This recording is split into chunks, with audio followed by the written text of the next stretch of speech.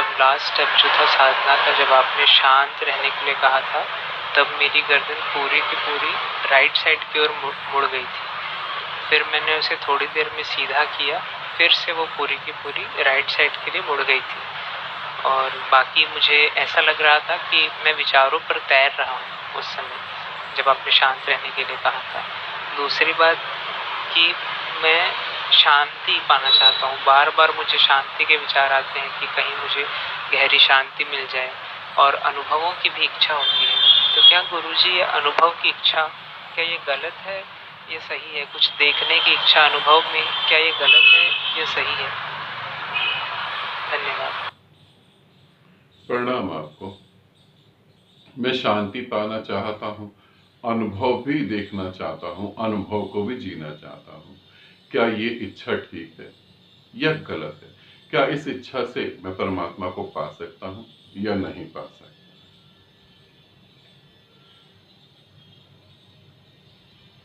मैं पहली बात, मैं शांति पाना चाहता हूँ। शांति क्या है? शांति का अर्थ क्या है? शांति का अर्थ है जहां तुम नहीं हो, वो स्थान जहां तुम नहीं हो, वो स्थान, वो जगह, वो भाव स्थिति जहां मन नहीं है और फिर भी तुम हो। ध्यान रखना, तुम नहीं हो फिर भी तुम हो। एक ऐसी स्थिति जहां हूं भी नहीं और जहां हूं।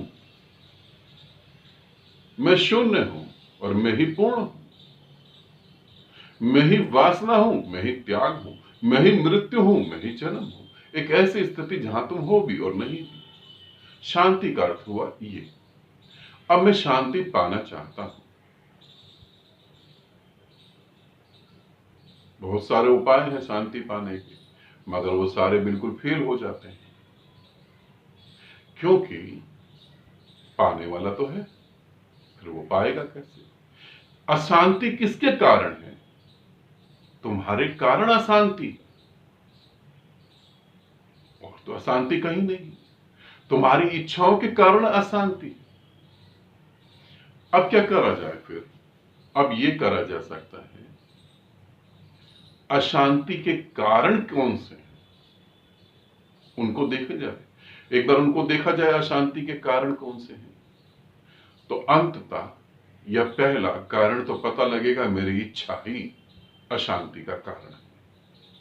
इच्छा रहित होना शांत होना है। इच्छा मात्र तुम्हें दो हिस्सों में बांट देती है, एक तो जो पाना चाहता है, एक जो मिलेगा। भविष्य में कुछ मिलेगा, वर्तमान में मेरे को पाने की इच्छा है। दो हिस्सों में बढ़ गए, तो दो हिस्सों में जो बटा वो संसार में आ गया, फिर शांति तो नहीं उपलब्ध होगी। फिर क्या करें? अशांति के कारण ढूंढें, उन कारणों को ढूंढते ही उनसे मुक्ति मिल जाए। आदमी को कई बार पता लगता, अरे ये तो मैं मूर्खता वाली बात कर रहा हूं। जैसे उसे पता लगता तो उसे छोड़ना थोड़ी ना पड़ता है, छूट जाता है अपने आप ही। मुझे अनुभव की भी इच्छा है। जिनको अनुभव हो रहा है उन्होंने कौन सी गति कर ली? उन्होंने कौन सी गति कर ली? मेरे ग्रुप में कुछ साधक के प्रश्न होते हैं। हर ग्रुप में एक साधक ऐसा आ जाता है, वो बोलता है कि सबको प्रकाश दिखाई दे रहा है, किसी को ब्रह्मांड दिखाई दे रहा है, मुझे तो कुछ भी नहीं दिखाई दे रहा। अब जिनको प्रकाश दिखाई दे रहा उनकी भी यात्रा अधूरी है, जिनको ब्रह्मांड दिखाई दे रहा उनकी भी यात्रा अधूरी है। यदि किसी की यात्रा पूरी हो जाएगी तो वो ग्रुप में मुझसे जुड़ेगा क्यों?